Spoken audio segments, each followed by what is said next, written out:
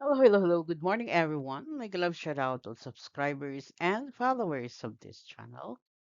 And today we are going to learn about autism awareness, understanding, acceptance, and support for individual on autism spectrum. And this is our series for inclusive education.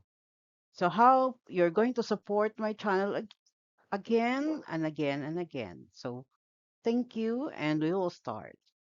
And this is your teacher, Marife Adonis. Now, what is autism? Autism spectrum disorder, or ASD, is a developmental condition that affects communication, social interaction, and behavior.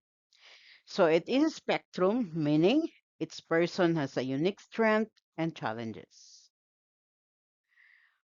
Autism spectrum disorder is a lifelong neurodevelopmental condition characterized by persistent challenges in social communication, interaction, and the presence of restricted or repetitive behaviors. It is a spectrum because abilities and needs vary widely among individuals, with some requiring significant daily support while others live independently. Now, key characteristics of an ASD is it has different communication style, preference for structure and predictable routines, sensory sensitivity such as light, sound, or texture, strong focus on specific interests, and unique learning and problem-solving approaches. Now, autism involves differences in brain development, often appearing early in childhood with symptoms including social communication challenges, means difficulties with back and forth conversation or eye contact, trouble understanding verbal cues. Then it's restricted or repetitive behaviors, intense focus on specific details, strict adherence to routines, or repetitive movements like rocking or flapping. Another is sensory sensitivity, heightened or low reactions to light, sound, touch, smell, or pain. Okay, so maybe no, you have known someone with ASD or hindi niya inaamin pero he has this one. So try to assess yourselves. Try to assess your child. Ganito ba ang anak ko? And let's learn to accept. Seek professional guidance. Now here is a strength for people with autism. People on the autism spectrum contribute greatly to our communities. Many demonstrate exceptional focus, creativity, and honesty. Um, strong memory and attention detail, creative and innovative thinking, honesty and reliability, unique perspectives that enrich communities. Okay? So may mga ano sila, they have their unique thinking, matatalino sila actually. And as I've observed, no, there are people like this. No, I do not mention what type of people are they, but everything in my human interaction, I know one, if it is one. So because it's hard people feelings. No, hindi sila aware, but I know. Okay? But acceptance begins from oneself, not for the other way around. Now, we have diagnosis and causes. For diagnosis, identified through developmental monitoring and while often diagnosed in early childhood, its individuals are not diagnosed until much later. Now, if your child, no, baby pa lang yan, alam mo na, pag dumaan yan sa developmental pedia mo, alam niyo na pareho ang problema ng baby mo. no? Be open on it and try to support your child habang bata pa siya. Now, causes, while the exact causes are not fully known, research indicates a strong genetic component along with potential environmental factors affecting brain development. So, as when we say genetic, that means it comes from the root of the family roots, no? So, saan ba talaga galing? Siyempre, ang santol naman hindi yan mamunga ng mangga.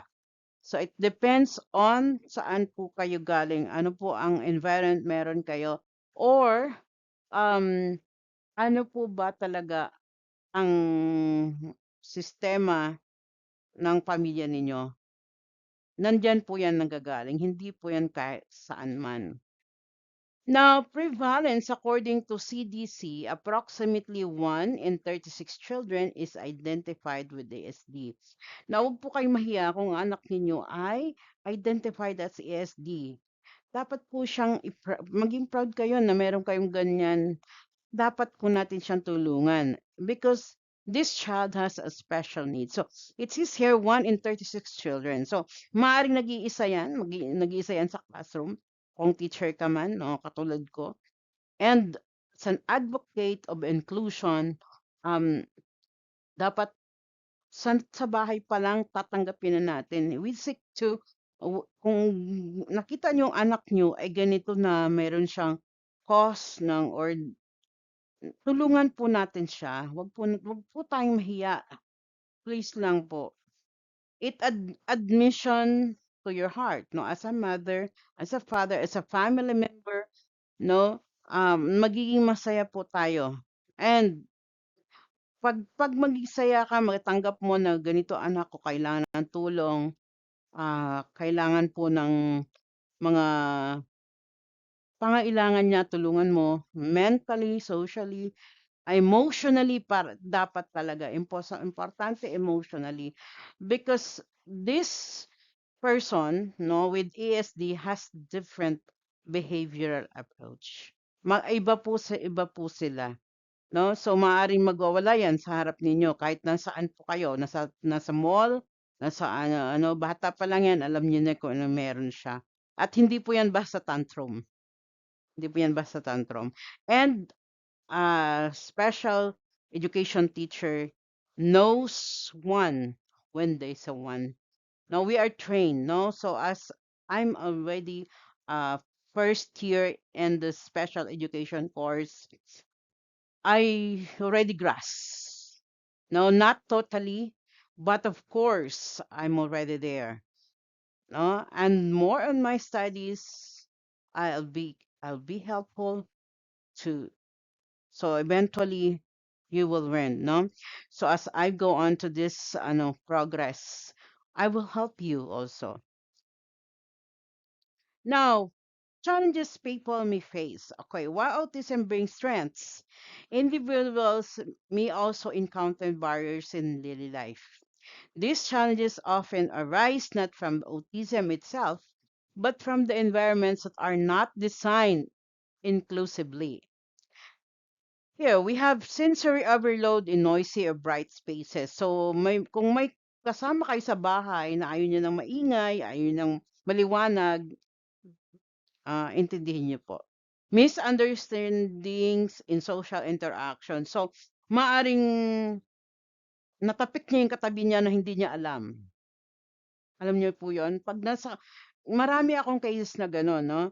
Ma'am ganito, but si bata ma'am hindi ko po ginawa.